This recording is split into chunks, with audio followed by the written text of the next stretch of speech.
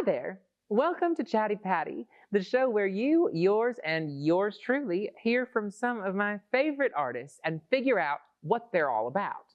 I'm Patti Boo Rae, and today I'm getting on the horn with Audrey Cook.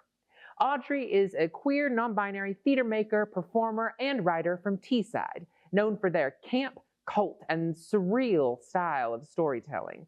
They are an associate artist with Arc Stockton. In 2023, their debut show, Ricky the Itch, made them a finalist for Performing Artist of the Year at the Northeast Culture Awards. Their second show, Bus Stop Goths, told the second chapter of their queer northern mythic anthology with sellout success. Audrey remains in the world of gothic trans fantasy with their R&D play, Payton, commissioned by Transperformance Now.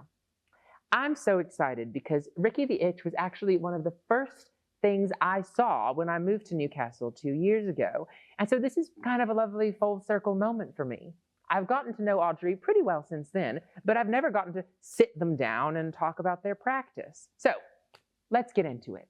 Operator? Hello? This is Patti Boo Rae. Chatti Patti.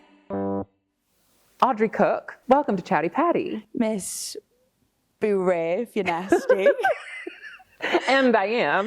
Is it Miss Boo Rae or is it Miss Rae? Boo Rae. It's Boo Rae. I think it's Patti Boo or Miss Boo Rae. Miss Boo Rae.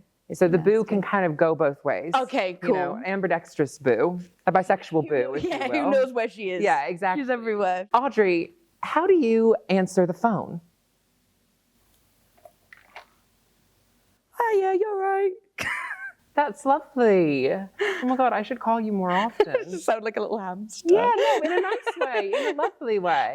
Or I used to work in telemarketing during the pandemic. I did a job in telemarketing. That sounds really hard to me. It was the worst. And it's so lovely that the worst job I will ever do is behind me.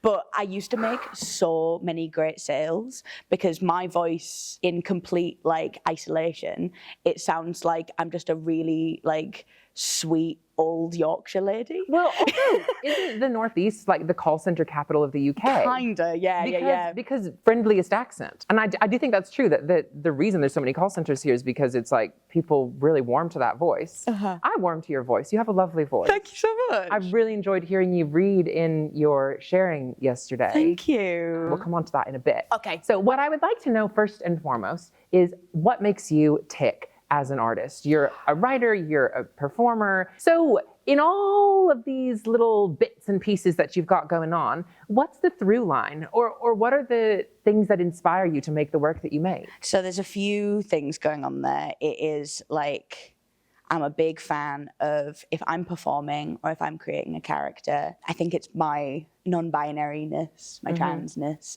I very much resonate with kind of monstrous / creature-y / non-human persona. That's really cool to me. And that kind of leads me into what really, really makes me tick, which is genre fiction, I guess. Really, really distinct kind of cult film referencing or cult TV referencing. I love sci-fi. I love old horror, which I think kind of really comes through in a lot of the things that I make. I was going to ask what your horror inspirations are particularly. Okay, yeah.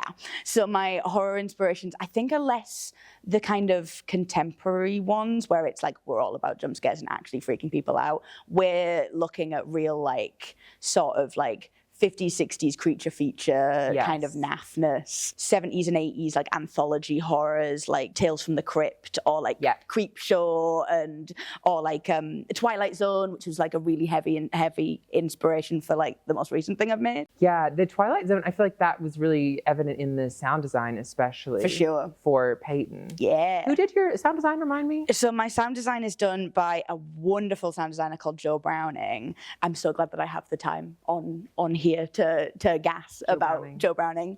Yes. He is my constant. He has done the sound design for every show I've done. Wow. My writing's all about referencing. It's all trying to ground it into something familiar, so that I can play with things being kind of unfamiliar within that world.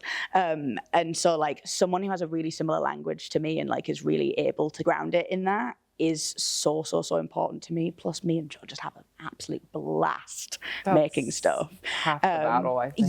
Yeah. Especially for a show like Payton, the one that I've just done. Like, a lot of the other shows that I've done they've been very joyful and very fun, very silly and stupid, but kind of still have a bit of heart. Whereas this one was like, this is actually like, the world that we're doing this in is quite silly, but the topics that we're talking about, especially in the actual wider world climate that I was writing the show in at the time, was absolutely brutal. It's called Payton. Yes. And you just shared a brief, what was it, 40-minute? Yeah, 30, 40 minutes. Which I saw last night. And it is about a young man named Payton who is caring for a very old, very sick man who treats him quite badly. And then he starts having these encounters with these mysterious kind of hot people who it transpires are vampires. Yeah. And Payton gets kind of caught up in their world and has to, without spoiling it, reconsider his relationship to the monstrous and the mundane, and in particular this old man who he's been caring for. Yeah. He has to really come to terms with survival mechanisms that he's had to put in place that I don't think he's even really realized that he's doing in order to survive above ground, kind of. And finally he's meeting a group of people who don't have those survival mechanisms and live a wonderful life as a result. Well, kind of live a wonderful life as a result of it. Yeah. Live a freer life as a result of it, but with consequence. And it's kind of, it's like is it better to live above ground but not 100% authentically, or is it better to live in the shadows? Yeah, one thing that I liked about it is it's not the most straightforward trans allegory. It's hard to be like, oh, okay, well, this represents this. Like, above ground is the closet, or like, I kept trying to map on exactly what you were doing. And I think the mark of a good and an interesting piece is that it's not like there's no one-for-one correspondence, but it's very clear the dynamics that you're talking about, which are about, literally and figuratively being in the shadows and moving in the shadows. And there's also this kind of televised campaign that's happening in the background. That's the very Twilight Zone element of it to me, about how there's like monsters that live among us, but they look like us. So how did you go about that? Was that a conscious decision to kind of create the fantasy world first and then see the themes that came out of that? Or did you go into it being like, I know that I want to write about these themes and these things relating to transness, because it was a commission from the festival, and then the fantasy world grew out of that? Which way did it go? It might help if I give a little bit of background onto how the idea kind of came about. I, with my friends, play a lot of like tabletop RPGs, so like Dungeons and Dragons and things like that. A lot of Dungeons and Dragons. We were thinking about, during the pandemic, playing a game of a different fantasy RPG called Vampire the Masquerade. I don't know if you've heard of it. I haven't. No. I'm not well versed. That's okay. So, Vampire. It's called Vampire the Masquerade. It's this incredible world. Essentially, like, you build a story around, you play vampires in different clans and things like that, and you can kind of set it however you want, but it does have like a baseline world with some rules around it. And I've always been in love with it, and one of my friends got the source book, and we got so excited about it. And I was like, I'm gonna go away and I'm gonna write a character for it. And I came back and they were like, what character have you brought? And I was like, I haven't written a vampire. I've written a vampire's apprentice. It is about a boy who's a carer, and he is meeting this group of underground vampires. They introduce him to the world. Like, he's very like sort of buttoned up and extremely like very kind of asexual a little bit. Yeah, he's very restrained, yeah, and very eager to please. I think it's fair to say it doesn't come across that it's out of a sense of like great moral duty. It's just that it's like never occurred to him that he could do anything besides like cater to the whims of everyone around him. Absolutely. And I think it's kind of like, I kind of like the idea that this is a guy who kind of is doing this, but then actually learns that the reason he's doing this is because he's a massive fucking soap. Yes. And so like these vampires introduce him to the world of like sex and debauchery and what have you, and he gets far too into it, like to a point that kind of the vampires get a little bit freaked out by it. And he's basically, this was a very, very dark version of the story, but like he's kind of finds the people in the care home that are like, their family don't come to visit, and no one would kind of notice if they weren't there anymore or anything like that. And so he starts bringing them as offerings to the vampires in exchange for sexual favors. Will that happen in the full version of the script? I don't know. I think it's a completely separate story. Like, I mean, that's also very quite different. fun. It's very fun. It made me very scared because I was like, this could very easily be like a story about like elders' negligence, which I don't feel 100% qualified to handle. Have you seen St. Maud? I have seen St. Maud. Yeah. I'm horrifying. Very different, but I was thinking about that a little bit. Yeah. Similar, like very isolated relationship between an older person and a young carer. Yeah. So I was like, I guess the fantasy world of it kind of came first. Yeah. Basically, I was told you have to play a vampire in this. None of the mechanics will work. If like in the story it might work, but in the actual playing of the game, you will have nothing to do. So you will need to play a vampire. I was like, God damn it, really disappointing. So Never thought I'd be saying disappointing that you can't be not a vampire. Not a vampire. But it is a bit. But I was like, God damn it. I was like, but this is the interesting character to me. So what I did was I just started writing loads of fan fiction about this character. I saw it very big as like, and very theatrical. It's not really fan fiction, though. It's just fiction, isn't it? I guess. But I like to think of it as like, a fan of your own idea. Well, kind of. But it is I do like the idea that I've been commissioned to write Vampire the Masquerade fan fiction. Sure, okay, fan fiction of the game. Yeah. So I was like, oh, actually, maybe this could be something quite theatrical. I was like, oh, but I'm picturing it very big. So I'll put it on the shelf for a little bit, and if something comes up, maybe I'll do something with it. I didn't think I was going to get the Transformance Now commission at all. So I was like, screw it. I'm going to apply with this one, because it's a really big idea, and this might be the only shot I get at really playing with this idea. And if they're buying what I'm selling, then I'll do it. And if I don't, it'll just go back on the shelf, and I'll come back to it later. I always imagined Payton to be trans, but like, and I always imagined the vampires to also be trans. But I think there needs to be something within the story to explore transness, which is where the sort of the idea that your existence comes with conditions, and that sometimes you feel a little indebted to the people that have accepted you, even though you should just be. And so like, you are like holding back on your desires and holding back on your true self, because you are very scared that if you show too much, it could just all be taken away. Yeah. And so I was like, I'm going to make it about that. I'm going to take this angle with it. It wasn't originally what I planned with this story, but I think this is a really cool world to explore that in. So that's how this version of Payton has come about. Great. I want to pick that up, but first, it's just, I'm a bit toasty, and I thought I should offer you a refreshment. Would you like one? Are you thirsty? I would love a refreshment. So you said that if you were a beverage, you would be Newcastle Brown Ale. And I wonder if you could tell me why. So I've chose a bottle of brown. Cheers, my darling. Nostrovia. I don't know if I've ever had it before, to be honest. Can you believe it? You might hate it. Is it warm? It's a little warm. I tried to chill it, but it's awful hot in here. I mean, yeah, I'm sitting back to watch you try this.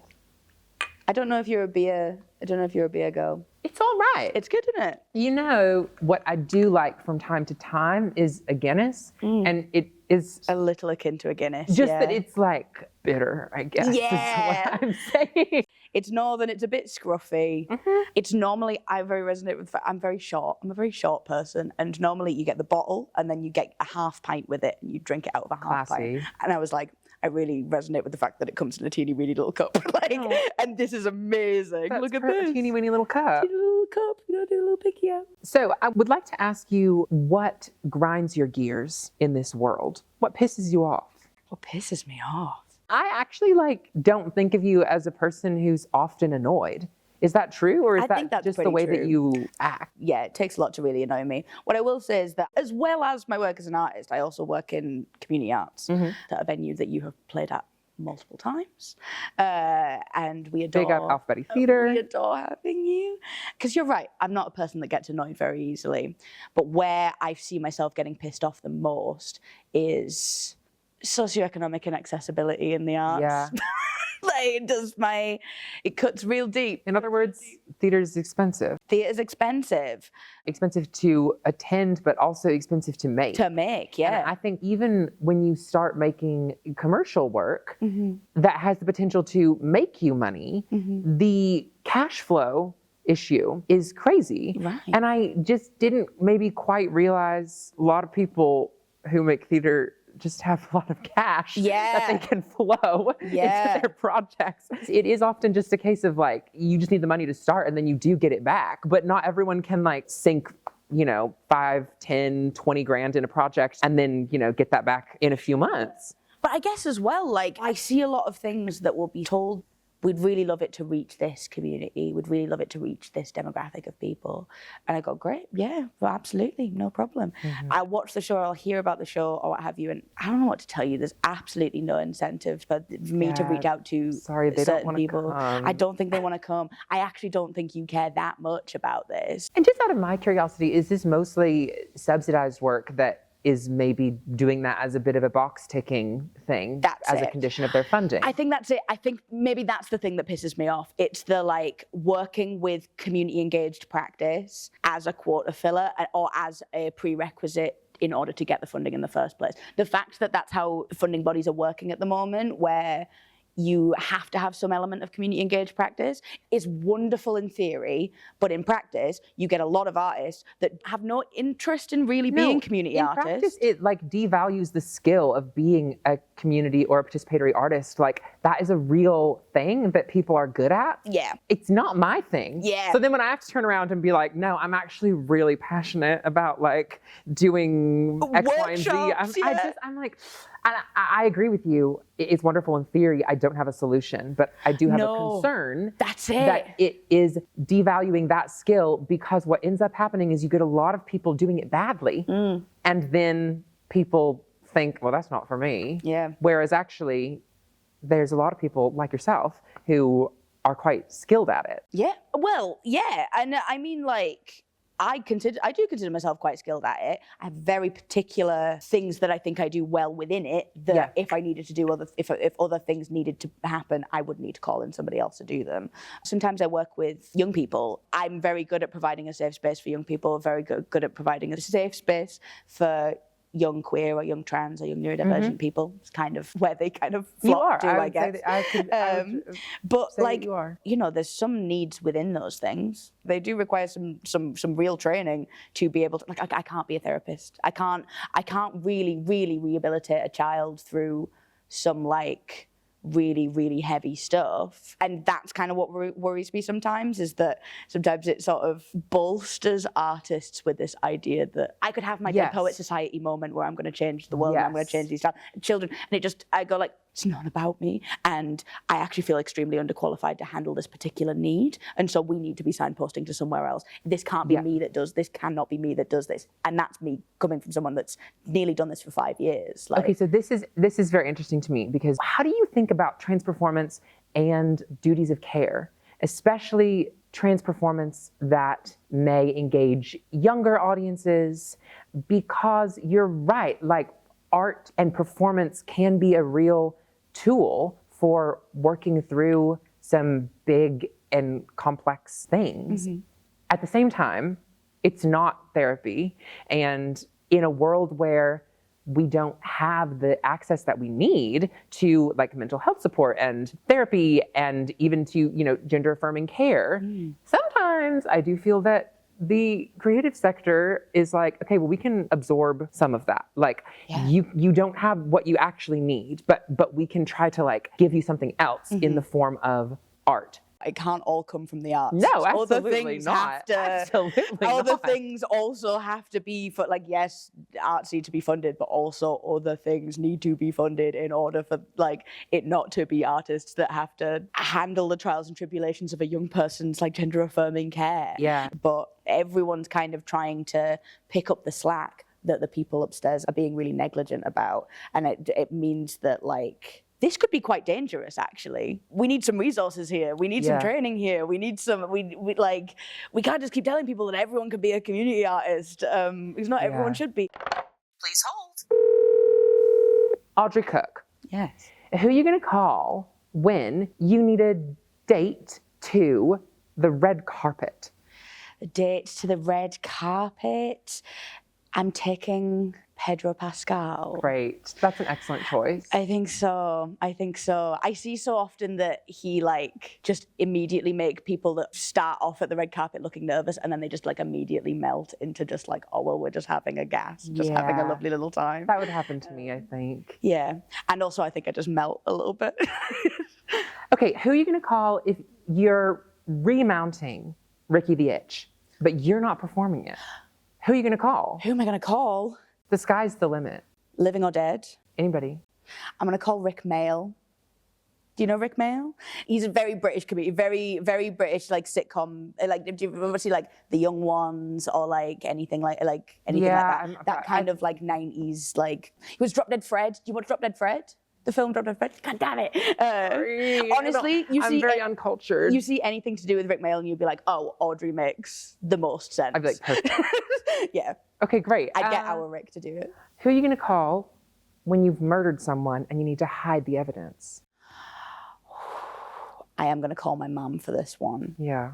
Because my mum is, someone that's so into true crime that they might be a serial killer. Absolutely. Absolutely. So you think your mum would be? I think she'd be on it. I think she'd be on it. I think she's a good serial killer should have never got caught in the first place. So, so she's like, my favorite serial killer is a serial killer I haven't even heard of. Yes. And I'm like, it really does sound like... She's a little scary. Mama, it really does sound like you've killed multiple people. Yeah. It really does sound... And she's like, I'll never tell. Yeah, you wouldn't know. I wouldn't know. Ahoy, ahoy, this is Patti Boo Rae. I went to a panel last year. A trans writer had shared her feelings and trepidations around writing kind of imperfect trans characters in a climate that is always looking for a reason to paint trans people as villains. Yes. And I was like, oh, God damn, oh no, that's kind of exactly what I'm doing. And then she said again, I'm the writer. I can sort of hide in my little house once it's done. If my play gets any sort of really intense response like that, the face of it will be the actors that were hired, the creative team that were hired and things like that. And so she was like, I feel a little bit like a coward. And I went, oh my God, I think I feel a little bit like a coward as well. And you go, it shouldn't be that way. Also show me an actor who's like, I only want to play nice people. Yeah. That's not very fun. No. And I'm like, look, Heartstopper is a wonderful thing that has helped so many people and stuff like that. But it has its place, but God, it's a utopia. Sickly It is a utopia. It is needed, but it can't be what all queer stories are. It's not for me, but it's absolutely for somebody else. But not all stories should have to have the bloody Heartstopper treatment. See, I was talking to Mia T. Cleaver. Do you know Mia? I don't, but I watched the episode. Okay, great. Yes, so we were talking a little bit in that about her relationship to villainy as a trans woman who, she's just the sweetest person you'll ever meet. Her drag persona is quite villain inspired. And we were talking about this weird thing where as a trans person and a trans artist, there's this pressure to be extra good and safe. But at the same time, especially as artists, the lineage of inspirations of characters that we've seen growing up, I think you talking about horror is a great example. Yeah. I miss the deviant and the villain and the monster. Yeah. And so I am very excited to see work like yours that is taking back some of that, absolutely, that monstrous space. And I do want to acknowledge, trans identity is not a monolith. There will be people with trans identity that see my work with monstrous and go, actually, I really do not resonate with that at all. Yeah, I am a beautiful woman. I am what have you. And I haven't got to the point where I can really, really reclaim that. I do see the monstrous as really beautiful, but that doesn't sit with you. That's absolutely fine. The root is not the monstrous. It's the monstrous for me, but the root is creating a character that we feel liberated in. Yeah. So that's not you. Work. One moment, please. There's a poet that I really love called Sam Moore. they did a poetry collection that was kind of all about their relationships with horror and ideas of the monstrous and things like that in relation to their own transness. And they have a great poem that is about how much they live for Buffalo Bill, even though Buffalo Bill is the most horrendously offensive depiction of a trans person ever. And I love that this poet was like, yeah, I'd fuck me too. Like, Yeah. I was like, yes, that's so good. It is kind of wonderful. It's amazing. I did want to ask, like, you have an interesting relationship to mythology. Yeah. It feels like you're creating mythologies of transness, but probably more so of the region. Yeah. And do you see, would you like some more ale, by the way? I would love. Do you see, Thank you. is Payton a part of a trilogy with Ricky the Ick and Bus Stop Goths? Or do you see them all as like part of a broader trend in your work about exploring these strange little supernatural pockets of contemporary life? All of the shows I've made so far have followed the same sort of practice of exploring the other through queer mixed with gothic-esque genre fiction. They all do kind of have that. Ricky the Itch and Bus Stop Goths, they are intrinsically part of the same world. I have an idea for maybe an end to a anthology. Okay, great. Payton is not a part of that world. Payton is very, very different because I think that Totally, it feels very different. totally extremely different. This local mythology space that I'm kind of making is very rooted in my region of Teeside. That's very important to me, of which Payton doesn't really explore that at all. Whereas this series, which I'm like still trying to rack my brain as to what I'm going to call it. What are you going to call the trilogy? What I'm going to call the trilogy, yeah. I also just really Your like... Lord of the Rings. Yeah, it's very like, is it like Terry Pratchett's like Discworld? Are you a Pratchett fan? Do you know what? I adore Terry Pratchett. I've actually never read a single one of his Really? books. Yeah, I really haven't. There's plenty of stuff that I've even referenced in my own work that I've barely seen any of.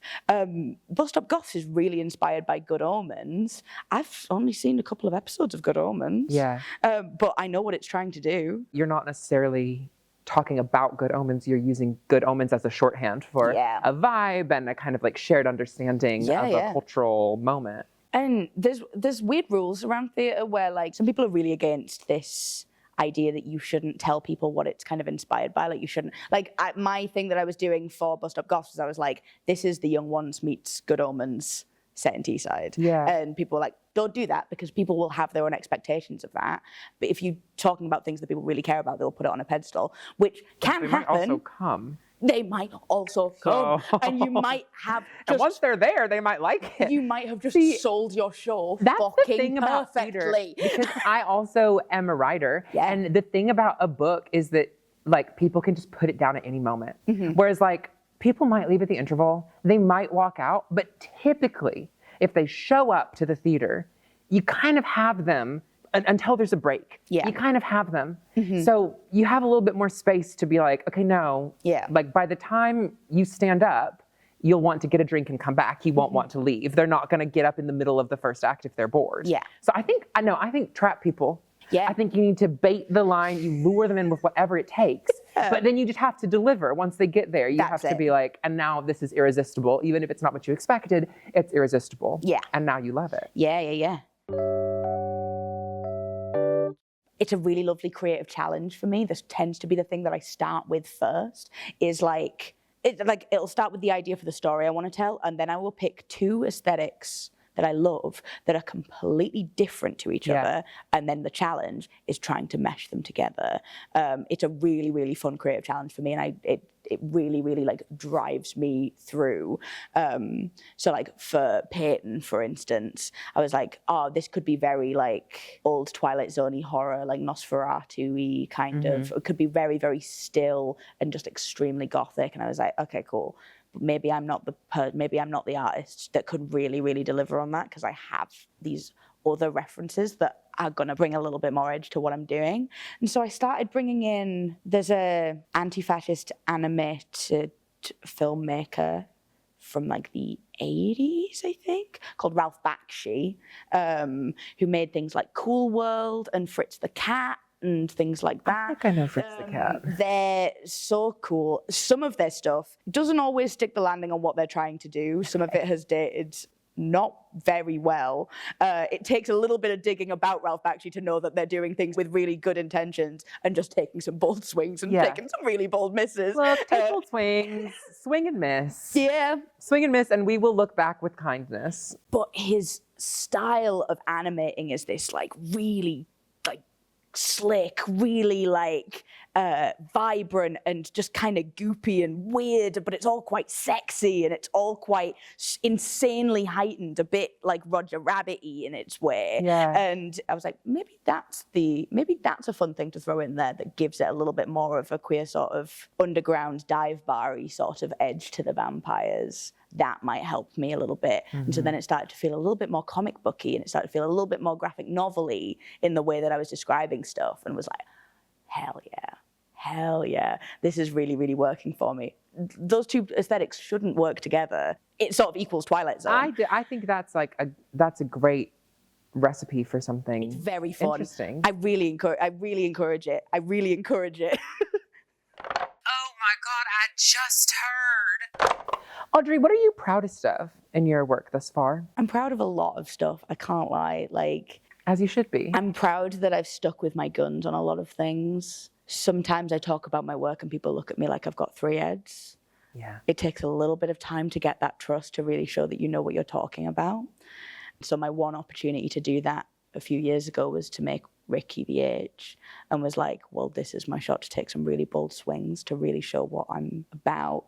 And I'm really, really proud that I tried to make something entertaining for people, but that I wasn't trying to make something that fits within the scene of what people are already making. Yeah. I'm very, very proud of the audience I've managed to cultivate. I get a lot of people that have never, ever come to the theatre before. A lot of young trans people that this is the first piece of theatre they've ever seen. What an honour. And it's wonderful.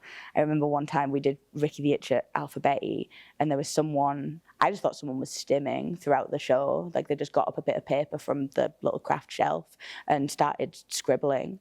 And they came back to me after the show and they'd drawn my character and gave me it. I think there's two audiences for my work. There's like really local people, Teesiders, that see what I'm trying to do, honouring our roots and our humour and our spirits and things like that. People really, really resonate with that stuff. So you get a lot of non-traditional theatre goers in that sense. And then a lot of queer or trans young people that are also coming, and it sort of feels like these two audiences that would maybe never be seen in a room together are now in a room together. That's like what you're talking about with kind of combining aesthetics too. Like you're the work as a site of like joining things up, which I think is very important. Yeah, but I think it's really interesting that like these two audiences will see themselves in the characters that I make in completely different ways to each other, and will see themselves as like, I've been acknowledged as the other that I am, but presented in such a way that is really, really celebrated. Yeah. And hey, working class, local, cis straight audiences, this was also a show about queerness and transness. You took it to be about this. Maybe we're actually fighting a very similar fight, and maybe we're actually not so different. I don't know, it stuck with a lot of people. Yeah, that's wonderful. It's a really nice little avenue to my own activism, which is really, I'm really, really proud of that. Thank you for sharing that, and thank you for making the work that you make. Thank you, I'm really glad that I get to see it every now and again. Audrey. Yes. Where can people stay abreast of your work and up to date with all the things that you're working on? I think probably Instagram is probably the better one. My name is Short and Ginger on Instagram with dots in between each word, so short, dot, and dot, ginger. I used to be ginger. That was a whole thing. Wait, I didn't even notice. I mean, obviously I noticed you're not ginger anymore, but I didn't clock the handle not applying anymore. Yeah. Would you go back to red hair? Absolutely, I would. Absolutely, I would. We miss you. Yes, I miss it. I miss it. It was a very big part of my identity for many, many years. As evidenced by the Instagram handle. Yeah, evidently. Yeah. So Short and Ginger on Instagram is probably the place that I am most active, where I share when and where I'm doing things. But I'm an associate artist with Arc Stockton, so quite often you will be able to see my work be shown there, if anywhere. And I maybe can't share where else you'll be able to see my work because I don't know if it's confirmed yet. But that's fine. There are potentially other avenues that Oh I'll my be coming God, don't elsewhere. tease like that. I don't know, maybe you'll have to follow me on Instagram and find out what I'm doing. Okay. At short.and.ginger. At short.and.ginger. Stay tuned for whatever's coming next. I'm going to bully you and try to make me tell me because I'm very curious. Audrey, it's been such a delight. Such an absolute pleasure. This has been lovely. I guess there's only one question left to ask. Audrey Cook, can I have your number? Oh, absolutely. Or 7. Great, I've got it. And when I add you to my phone, what should the ringtone be so I know who's calling? Nazi Punks Fuck Off by the Dead Kennedys. Wonderful. Excellent choice. Audrey, thank you so much. Enjoy the rest of the festival. It's been an absolute pleasure. What a lovely day. What a lovely time. Cheers. This is great. I love this. It's actually not bad in a teacup at room temperature. Chatti Patti is a podcast from Curious Arts and Patti Boo Productions. This episode was recorded by Matt Jamie and edited by TJmov. This is part of a special series from the Trans Performance Now Festival, recorded here in Newcastle, with collaboration from Northumbria University, Live Theatre, and Curious Arts. You can follow Curious at Curious_Arts and me at Patti Boo Rae. And if you'd like to support trans folks, maybe see if there's any trans performance art on near you. Book a ticket. Chatti Patti.